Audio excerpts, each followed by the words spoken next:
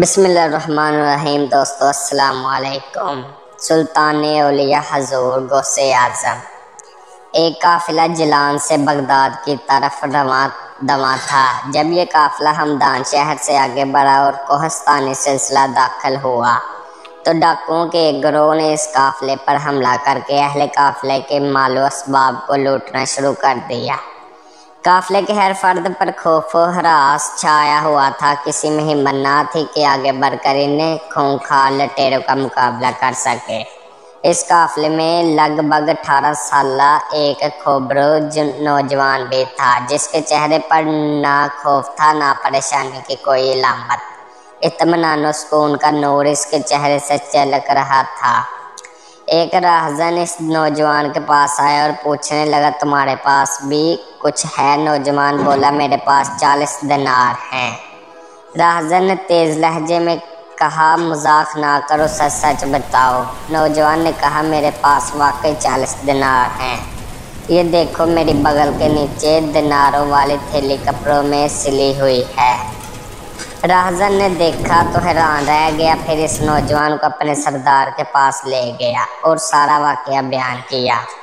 سردار نے کہا، نوجوان کیا بات ہے، لوگ تو ڈاکوؤں سے اپنی دولت چھپاتے ہیں مگر تم نے کسی دباؤ کے بغیر ہی اپنی دولت ظاہر کر دی۔ نوجوان نے کہا، میری ماں نے گھر سے چلتے وقت مجھے نصیحت فرمائی تھی کہ بیٹا ہر حال میں سچ بولنا۔ بس میں اپنی والدہ کے ساتھ کیا ہوا وعدہ نبھا رہا ہوں۔ نوجوان کا یہ جملہ تاثیر کا تیر بن کر لٹیروں کے سردار کے دل میں پیوست ہو گیا اور اس کی آنکھوں سے آنسو چھلکنے لگے۔ اس کا سویا ہوا مقدر جاگ اٹھا، لہٰذا کہنے لگا، صاحبزادے، تم کس قدر خوش نصیب ہو کہ دولت لٹنے کی پرواہ کیے بغیر اپنی والدہ کے ساتھ کیے ہوئے وعدے کو نبھا رہے ہو، اور میں کس قدر ظالم ہوں کہ اپنے خالق و مالک کے ساتھ کیے ہوئے وعدے کو پامال کر رہا ہوں اور مخلوق خدا کا دل دکھا رہا ہوں۔ یہ کہنے کے بعد وہ ساتھیوں سمیت سچے دل سے تائب ہو گیا اور لوٹا ہوا سارا مال واپس کر دیا۔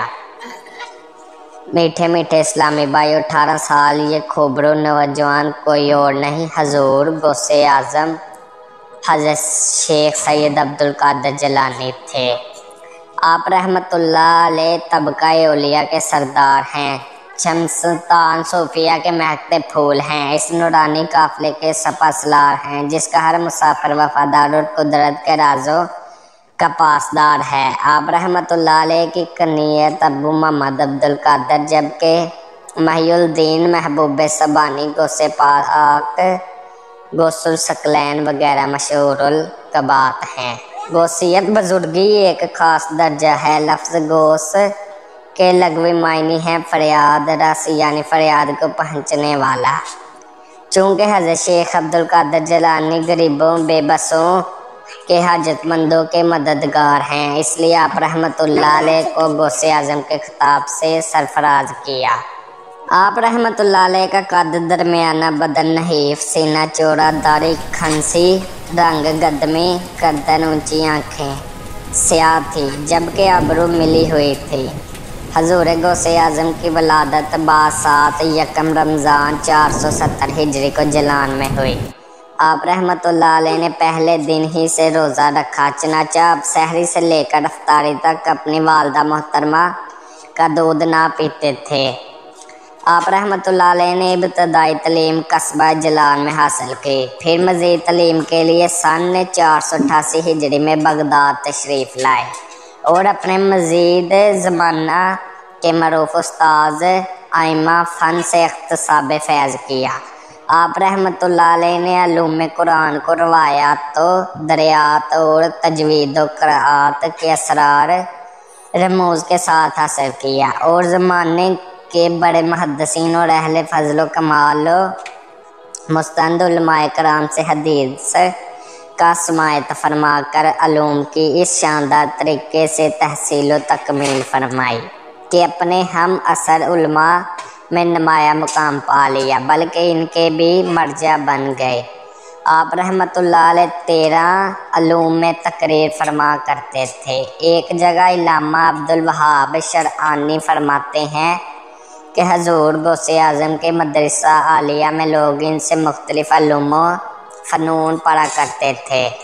دوپہر سے پہلے اور بغداد دونوں وقت آپ رحمۃ اللہ علیہ لوگوں کو تفسیر، حدیث، فقہ، کلام، اصول اور نحو پڑھاتے تھے، اور ظہر کے وقت کے بعد مختلف قراتوں کے ساتھ قرآن مجید پڑھاتے تھے۔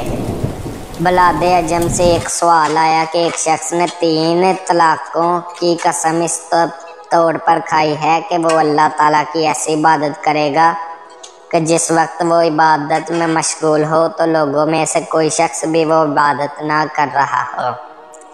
اگر وہ ایسا نہ کر سکا تو اس کی بیوی کو 3 طلاقیں ہو جائیں، تو اس صورت میں کون سی عبادت کرنی چاہیے؟ اس سوال سے علماء عراق حیران اور ششد رہ گئے، اور اس مسئلے کو انہوں نے حضور غوث اعظم رحمۃ اللہ علیہ کی خدمت اقدس میں پیش کیا، تو آپ رحمۃ اللہ علیہ کے فوراً اس کا جواب ارشاد فرمایا کہ وہ شخص مکہ مکرمہ چلا جائے اور طواف کی جگہ صرف اپنے لیے خالی کرائے اور تنہا 7 مرتبہ طواف کر کے اپنی قسم کو پورا کرے۔ اس شافی جواب سے علماء عراق کو نہایت ہی تعجب ہوا، کیونکہ وہ اس سوال کے جواب سے عاجز ہو گئے تھے۔ آپ رحمۃ اللہ علیہ کا 40 سال تک یہ معمول رہا کہ عشاء کے لیے وضو کرتے اور پوری رات عبادت میں گزار دیتے، یہاں تک کہ اسی وضو سے صبح کی نماز پڑھتے۔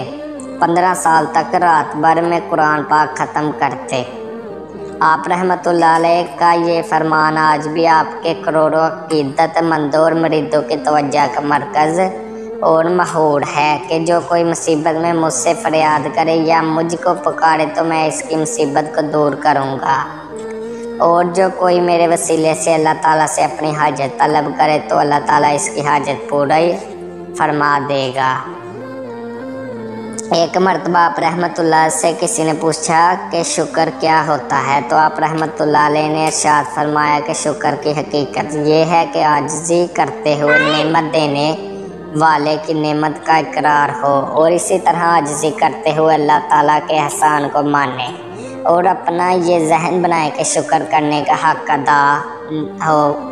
ادا نہیں پایا۔ آپ رحمۃ اللہ علیہ 11 ربیع الثانی 561 ہجری 91 برس کی عمر میں بغداد شریف میں انتقال فرمایا۔ آپ رحمۃ اللہ علیہ کا مزار پر انوار آج بھی بغداد مالا میں مرجع خلائق ہے۔ تو دوستو یہ تھی ویڈیو، اگر ویڈیو اچھی لگے ویڈیو کو لائک کر کے چینل کو ضرور سبسکرائب کریں۔ اللہ حافظ۔